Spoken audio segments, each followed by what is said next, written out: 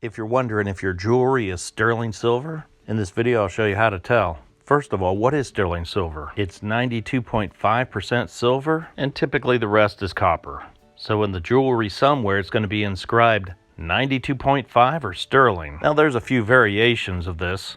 Because jewelry is so small, there's typically an abbreviation for this. It's nice when they just spell it out, sterling.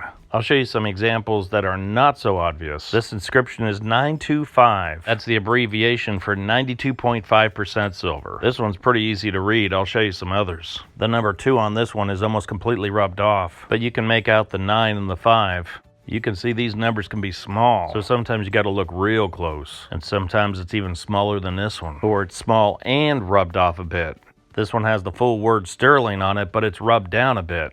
This one's real easy to read. Somebody put some white paint on this one. This next one is really small. It has 925 Italy on it. Let's look at some others. This one's big enough to put the whole word on it. They really squeezed this one on there. The contrast here helps a lot. Sometimes you can wipe it with an eraser to get this contrast. This one has sterling in 3 different places. This one's here, but it's really hard to read. Or how about the letters on this one? Very thin. So you can see, you don't know where it's going to show up, but they'll sneak it in somewhere. Here's a different abbreviation, STER for sterling. This one's behind the picture. This one's really small. When they put it on the ring, it gets very small.